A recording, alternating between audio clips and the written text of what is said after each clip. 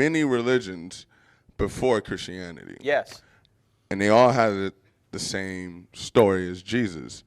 There was the son of God, what's his name was Kronos or it started with a K.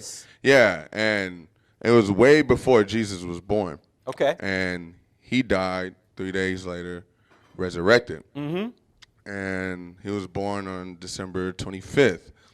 And I was just telling my friend, I was like, okay, what's your point? And he was like, bro, like all this stuff happened way before Jesus. So, yeah. First of all, let me say this.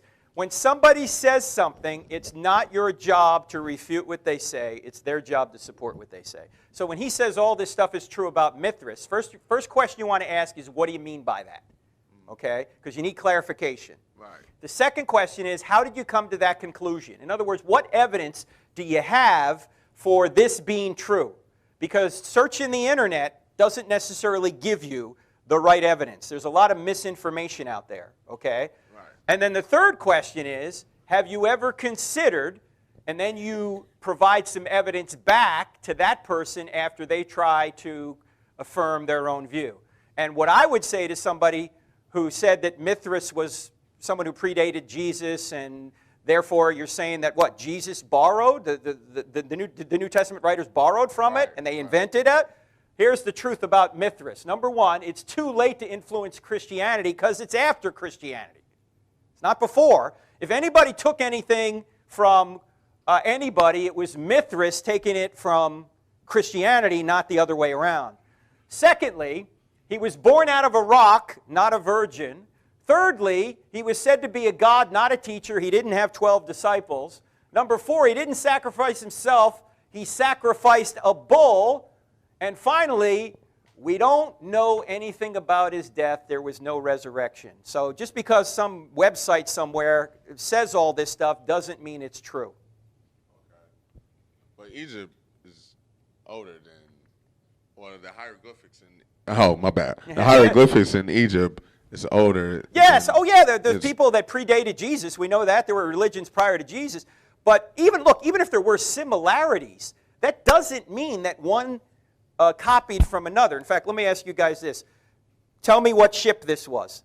There was a ship that went on its maiden voyage from Europe that came across the Atlantic. It didn't have enough lifeboats on it. It happened about a century ago. It hit an iceberg. Titanic. It sank, and a lot of people died. That ship was false. It's not what I'm thinking of. I'm thinking of a ship called The Futility, which was a novel written in 1898 with the exact same or many of the same details that occurred to the Titanic 14 years later. Wow. Now, no one's going to say because The Futility, a fictional novel, was written 14 years before the Titanic, that all news reports of the Titanic must be false. They must be borrowed from this novel, right?